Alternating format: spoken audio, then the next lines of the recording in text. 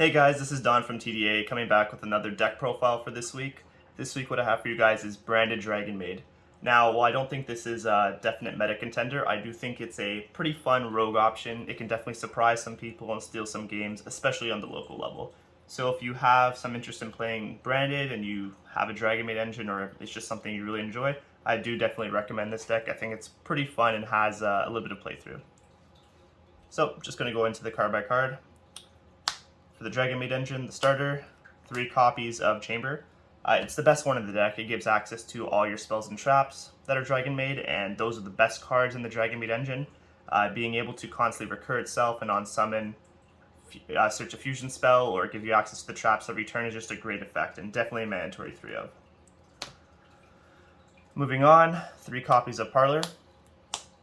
So a lot of the Dragonmaid cards don't really have in-hand effects and need to be used on summon, but you can recur a lot of the cards from the graveyard and reborn them. So actually getting your cards into the graveyard is the second best thing you can do other than searching the spell and traps. So being able to send, for example, a copy of Changeover, which can add itself to the hand by bouncing, is great to do, and it's a lot better than actually adding some of the monsters.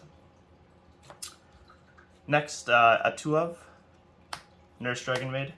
The deck doesn't really have explosive link plays. You don't really want to put 2, 3, 4, 5 monsters on the field. It only really has one good link to go into, so getting a reborn isn't the best effect. It's mainly played just to have another name and another level, since the levels synergize with the bigger Dragonmaids, but played at 2 just because sometimes you do want to go into that link 2 play, and it's just another option to keep the engine going.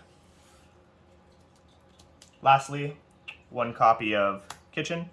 As mentioned before, the Dragonmaids don't really have a lot of great in-hand effects, so searching the Dragonmaid monster names isn't the best, but sometimes it does come up since it gives you access to the big dragons, which will let you fuse, and you do need to have 1 big dragon and 1 small one to make the Sheu, which is probably the best extra deck monster. So, play that one. Moving on to the big dragons, 1 copy of each of the good ones. They all kind of do the same thing. They special from hand, at the end phase they bounce, and special 1 from graveyard, but each of them specials a different level, 1, 2, and 3.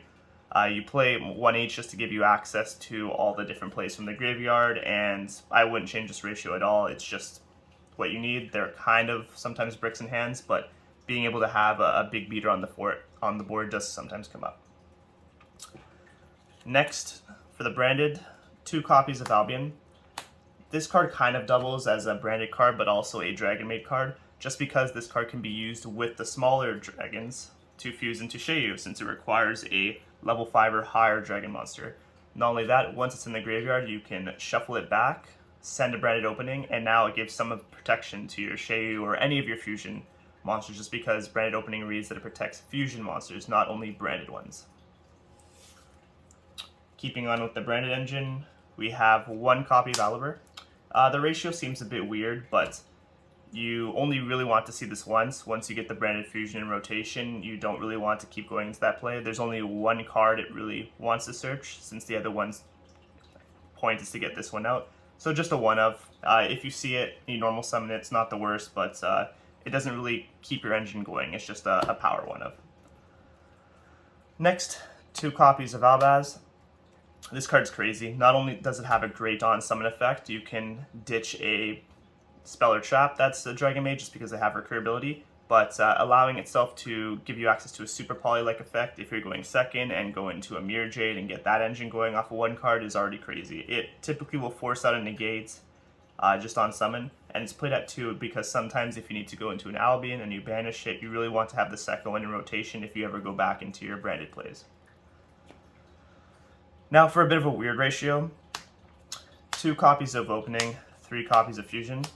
I kind of see Opening as the 2nd and 3rd Albion. It doesn't really do anything outside of that. I did mention that once you get it into play and you have your Fusion plays live, you can keep sending openings with Albion to kind of thin the deck and provide some protection, but it's definitely just a 2 of. It gives the 3rd access to the Albion, and then 3 copies of Fusion, probably the 2nd best card in the deck, giving access to the Branded line. It forces out an Ash 9 times out of 10 if they have it. Everyone sees this card and it strikes fear right into their eyes. So definitely a 3 of that you need to play, just to even have access to the engine. On to the traps. 3 copies of Tiding, and 1 copy of Downtime.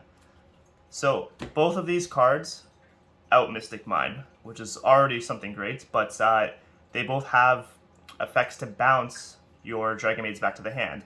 And by doing so, it gives you access to the pop through the House Dragonmaid in the extra deck, and it gives you access to normal summoning or special summoning another Dragonmaid from hand. It keeps the engine going, it keeps recycling your items, and just being able to use this effect in graveyard to reborn is already crazy, but outs to Mystic Mine are great, and back row sucks, so definitely play this at 3 and a 1-up since it's searchable and will stick on the field.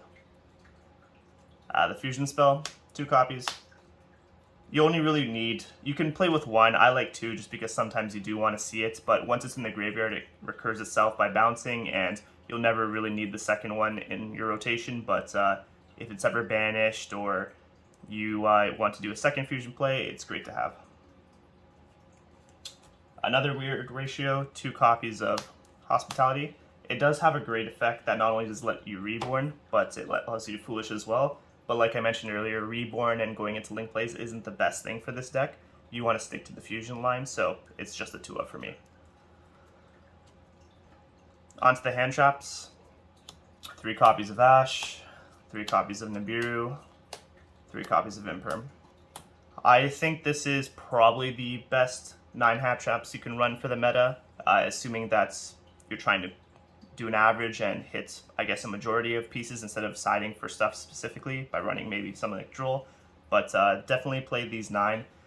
Nibiru is kind of a flex spot. I'm playing the light because I don't have the Incredible Ecclesia, which is typically what you want to send off of the Branded Fusion, just because when you go into your later on Dragonmaid plays, you can add it back to hand, and now you have a light that's always in rotation.